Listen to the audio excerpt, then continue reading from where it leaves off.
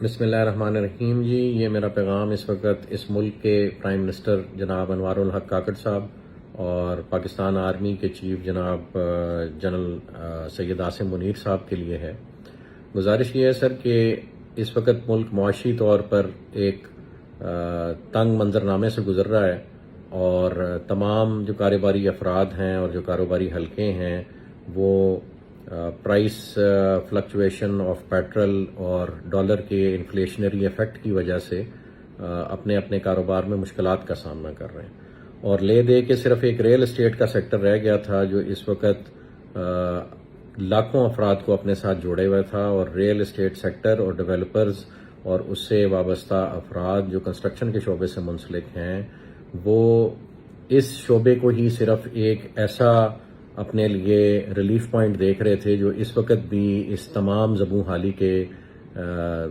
بعد بھی اس وقت اپنے آپ کو سروائیو کرا رہا تھا۔ اور پاکستان نے اگر کبھی ترقی کرنی ہے تو اس ترقی کا پیرامیٹر اور اس ترقی کی میجرمنٹ صرف اور صرف ریل اسٹیٹ ہوتی ہے، اور وہی ریل اسٹیٹ ہی ہے جو دنیا میں سنگاپور اور دبئی جیسے ملکوں کی شناخت بنی ہے۔ When ever a country grows it parks its revenue, it parks its profitability،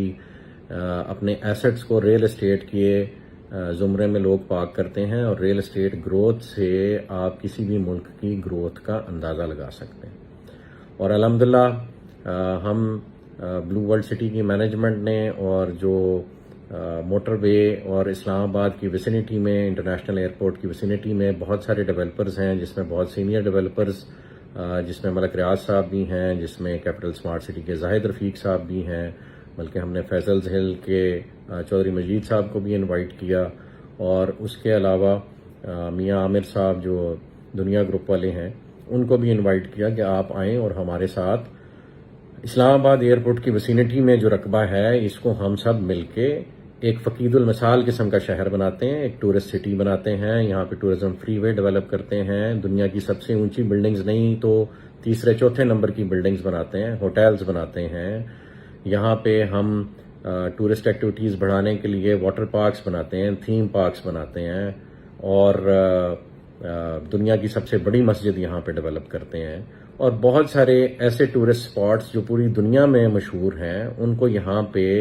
ان کو انسپریشن لیتے ہوئے یہاں پہ ریپلیکیٹ کرتے ہیں۔ تو یہ اس قسم کا ایک شہر ڈیولپ ہو سکتا ہے، ایک پروڈکٹ ڈیولپ ہو سکتا ہے جو یہ اہلیت رکھتا ہے کہ وہ اس ملک کا قرضہ اتار سکتا ہے۔ یہ کوئی غلط کیلکولیشن نہیں ہے جی، یہ 8-10 لاکھ کنال کا جس وقت شہر آباد ہوگا تو یہ کیپیسٹی رکھتا ہے کہ یہ پوری دنیا سے انویسٹمنٹ کو اٹریکٹ کرے گا۔ اور آپ کی جو 25 کروڑ کی آبادی ہے، کیا اس میں 12-13 لاکھ لوگ بھی ایسے نہیں ہیں جن کے پاس لاکھ ڈالر کا سرمایہ اس ملک سے باہر پڑا ہو؟ جس وقت آپ اپنے اداروں کے تھرو یہ انویسٹیگیشن کریں گے تو آپ کو بہت سارے منی ریزروز جو ود ان دا کنٹری مل رہے ہیں، تو ود ان دا کنٹری اگر اتنا کچھ ہو سکتا ہے تو آؤٹ سائڈ دی کنٹری تو میں سمجھتا ہوں اس سے 10 گنا 20 گنا 100 گنا زیادہ مال آپ برآمد کر سکتے ہیں۔ لیکن ڈنڈے کے زور پہ کبھی بھی کوئی ملک نہیں چلا، اور یہ صرف پالیسیز ہی ہیں جو آپ بنانے کی کوشش کر رہے ہیں جو اس ملک کو چلائیں گی۔ اور اس شہر کا آباد ہونا جو اسلام آباد ایئرپورٹ کی ویسینٹی میں ہے، جس میں تمام سارے بڑے ڈیولپر سٹیک ہولڈرز بن رہے تھے، ایون یہ کہ ہم ڈی ایچ اے کو یہاں پہ رقبہ آفر کر رہے تھے اور ڈی ایچ اے یہاں آ رہا ہے، اگر یہ سب مل کر ایک شہر بناتے ہیں تو آرمی چیف صاحب اور کاکڑ صاحب اس ملک کا قرضہ اتارنا کوئی مشکل نہیں ہے۔ میں نے کاکڑ صاحب کا بیان سنا ہے، ہاؤسنگ سوسائٹیوں کو وہ ایک غلط پرسیپشن سے دیکھتے ہیں، اور کاکڑ صاحب ملک سے باہر جانے کو کوئی مسئلہ نہیں سمجھتے۔ جناب وزیر اعظم صاحب، یہ بہت بڑا مسئلہ ہے۔ اگر 30-40 سال کے لیے آپ کا جو برین ڈرین ہو جائے گا تو پھر وہ واپسی پہ ان کے بچے بھی یہاں آنا پسند نہیں فرمائیں گے، اسپیشلی جس طرح کی پرسیپشن اس ملک کی اور اداروں کی ڈیولپ ہوتی جا رہی۔ تو واحد اگر آپ کے پاس کوئی واپسی کا راستہ ہے تو وہ افراد راستہ ہیں جو اس ملک میں ڈیولپمنٹ کرنے کی کوشش کر رہے ہیں، اور الحمدللہ اللہ پاک کے فضل و کرم سے اللہ پاک کی رضا کے لیے ہم سمجھتے ہیں کہ اللہ پاک نے ہمیں اس کام پہ مامور کیا ہے کہ ہم اس ملک کی ترقی اور تمدن کے لیے کام کریں اور اپنے اداروں کے بازو بن کر کام کریں۔ ہمیں فخر ہے اپنی پاک فوج پہ، اور ہم جو پاک فوج شہادتیں لیتی ہیں اس ملک کے دفاع کے لیے، ہم سمجھتے ہیں کہ کسی بھی سیاستدان کا یا کسی بھی بیوروکریٹ کا یا کسی بھی افسر کا یا کسی بھی پرائیویٹ انڈیویجول کا یہ سمجھنا کہ اگر پاک فوج کو ہم کٹ ڈاؤن ٹو سائز کریں تو پھر یہ ملک بچا رہے گا تو یہ ان کی خام خیالی ہے. اگر آج تک یہ ملک بچا ہوا ہے اور آج تک سروائیو کر رہا ہے تو اس میں مین کلیدی کردار اللہ کی رضا کے بعد، آپ صلی اللہ علیہ وسلم کی دعاؤں کے بعد، آپ صلی اللہ علیہ وسلم کی احادیث کی روشنی میں صرف اور صرف پاک فوج وہ ادارہ ہے جو اس ملک کی سالمیت، گروتھ اور یونٹی کا باعث بنا ہوا ہے. ہمیں اس میں کوئی شک نہیں، اور اسی وجہ سے ہم اپنی ہر قسم کی قربانی دینے کے لیے تیار ہیں اپنے اس ادارے کی ترقی کے لیے اور اس ملک کی ترقی کے لیے. ہم نے اپنا تمام پروفٹیبلٹی اور تمام پروجیکٹ کا ایسٹ اور اپنے ذاتی ایسٹس بھی اس ملک کے لیے قربان کیے ہوئے. ہم سے بہت اداروں نے اس شہر کو، جس کو ہم تعمیر کرنا چاہ رہے ہیں، اس کی تعمیر و ترقی روکنے کے لیے بہت سارے اداروں نے ہم سے بہت سارے امتحان لیے ہیں، اور سب کو ہم نے اپنی جان، مال، عزت، آبرو سب کچھ پیش کیے. ابھی گزارش یہ عاصم صاحب، آپ سے ریکویسٹ ہے، چونکہ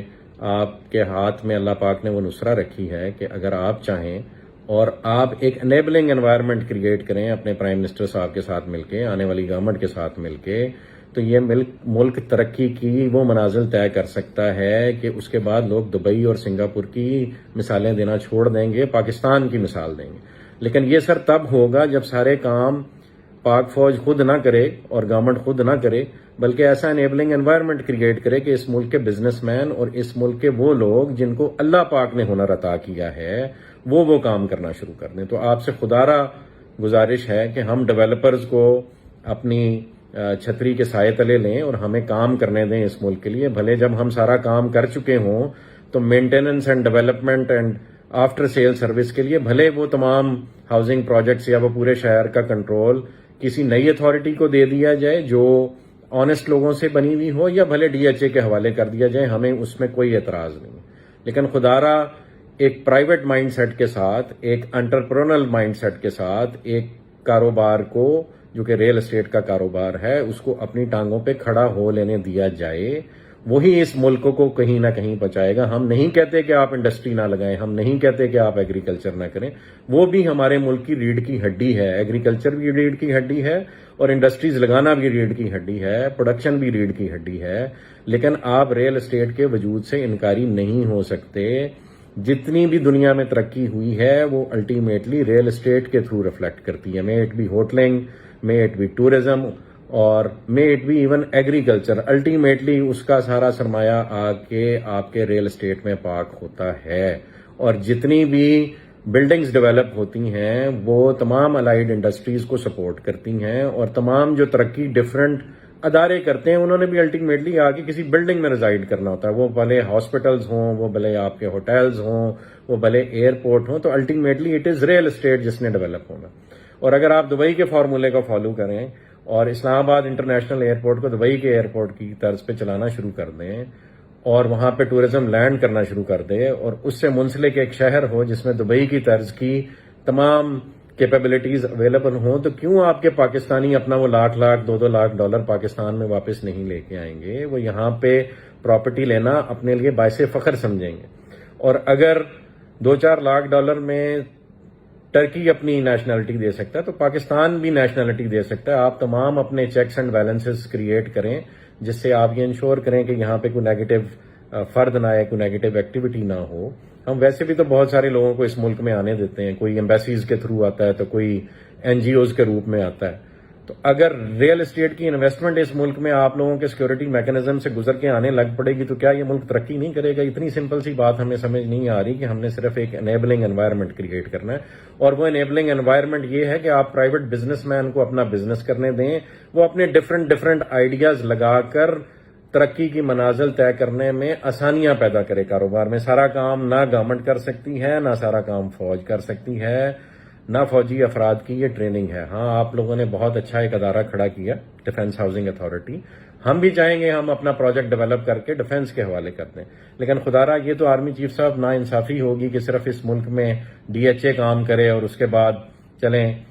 اس ملک میں اگر کسی نے اس ملک کے سیٹ اپ کو یوٹیلائز کیا اور پازیٹیولی یوٹیلائز کیا تو اس میں کریڈٹ ملک ریاض صاحب کو جاتا ہے. اگر ان سے سروائیول کی پاداش میں چند غلطیاں ہو گئی ہیں تو انہیں بھی معافی دے کے آپ اس ملک میں واپس لائیں اور انہیں کام کرنے کا موقع دیں. اگر بزنس مین اس ملک کو نہیں تعمیر کرے گا، میں کوئی ملک صاحب کے حق میں بیان نہیں دے رہا، میں پاکستان کے حق میں بیان دے رہا ہوں. میں چاہتا ہوں کہ ہر وہ ڈیولپر، ہر وہ ریل اسٹیٹ کا ایکسپرٹ، ہر وہ بزنس مین، ہر وہ انڈسٹریلسٹ، ہر وہ ایگریکلچرسٹ جو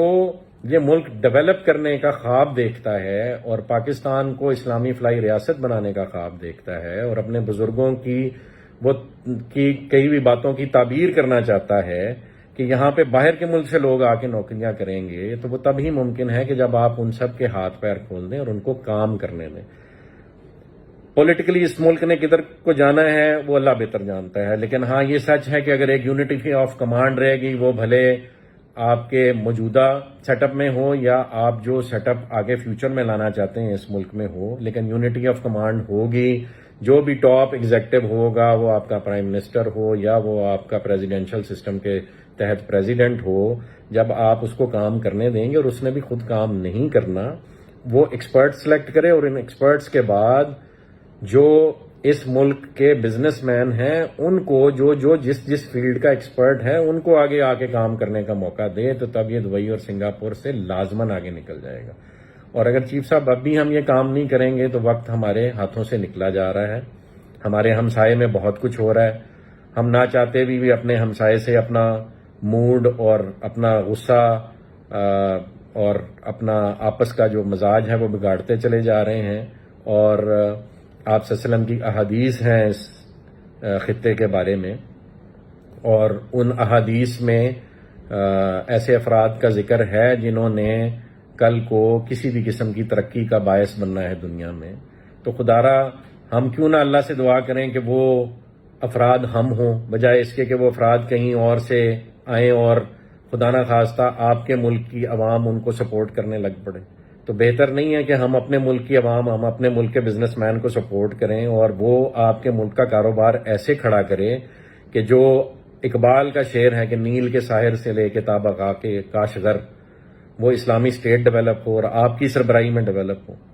تو خدارا ریکویسٹ یہ ہے کہ اس وقت آپ کے چند ادارے، میں نہیں جانتا، کسی کا نام نہیں لینا چاہتا کون کون ملوث ہے، لیکن آپ کے چند ادارے جو سویلین ہیں، شاید اس میں کوئی اور یونیفارمڈ ادارے بھی ہیں، وہ یہ نہیں چاہتے کہ ان کے علاوہ اس ملک میں کوئی اور ریل اسٹیٹ کا کام کرے۔